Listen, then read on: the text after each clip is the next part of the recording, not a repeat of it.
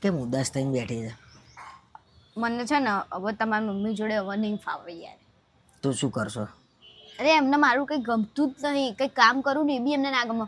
હું કપડાં ધોઉં ને તોય એમને ના ગમે. હું વાસણ ધોયેલા મારા ના ગમે. જમવાનું બનાવું ને એ એમને મારું નહીં ગમતું.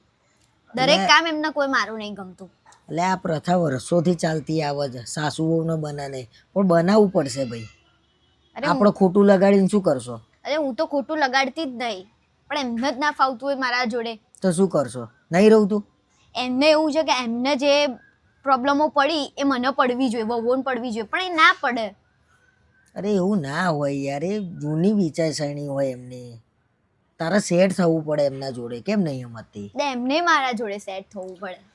હવે તું નાની જો કઈ નાના છે એટલું તો વિચાર તું. તો હું એ જ કહું છું, એ મોટા છે તો એમને સમજવું પડશે. અરે અમુક ઉંમર પછી ના થાય એટલું બધું એમનાથી વિચારવાનું, સહન ના થાય એમનાથી, ખોટું લાગી જાય નાની નાની વાતે. આપણે બહારથી જમવાનું મંગાવીએ ને તો એમને નહીં ગમતું. મને ખબર છે, પણ હવે જો એમનું આપણે સમજવાનું છે.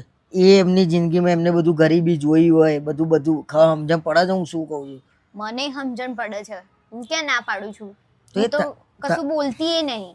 તે એટલી બધી તકલીફોમાં મોટા થયા હોય, એમને કંઈ જોયું ના હોય તે પછી કહે ખરા. અને એ ખર્ચો અત્યારે આપણો પૈસા વાપરે એમનાથી ના બી જોવાય. બધી વાત બરાબર, પણ આપણને બી થોડું ફીલ થવું જોઈએ ને ઘર જેવું. તો મને મારા ઘર જેવું પછી લાગતું જ નહીં. બધું કોક કે એમ મારે તો કરવાનું, મારી રીતે તો કંઈ કરવાનું જ નહીં રહેતું.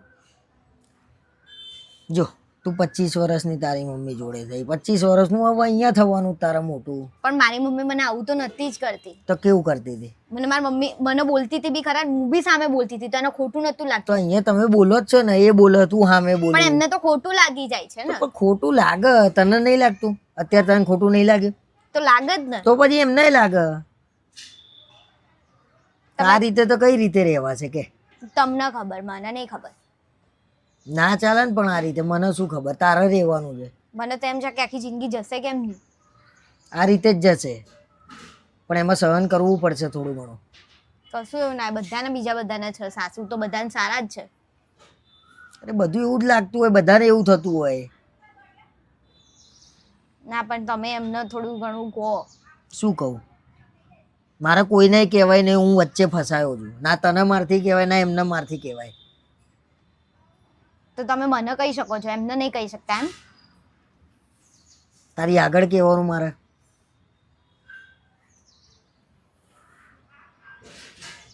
વાંધો નહીં, તમને ગમે એમ કરો. થોડું સહન કરતા શીખો તો શાંતિથી જીવવાની મજા આવશે બધાને. અને એમની પાછળની જિંદગીમાં શાંતિ મળે એવું કંઈક કરો આપણે. તો હું એમને એ જ કહું છું કે તમે શાંતિથી જીવો, હવે બધું ટેન્શન મૂકી દો. તારા જ ઘેર તારા ભાઈને વહુ આવે ને એ તારી મમ્મી જોડે આવું કરશે, તને ગમશે? તું તારી જગ્યાએ જ વિચાર. ના કરો, પણ હું એ ક્યાં કહું છું? પણ એ મને એમ કે આ નહીં કરવાનું, તે નહીં કરવાનું, એ તો થોડી ચાલે.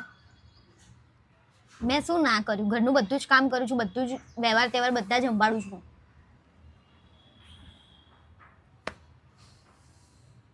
સારું, હું કહે સારું, શાંતિથી રહેવું પડશે. હા વાંધો નહીં, મને તો કોઈ પ્રોબ્લેમ નહીં. રહ્યા જ છીએ ને આટલા વર્ષ સુધી, તો હવે રહીશું જ ને જોડે.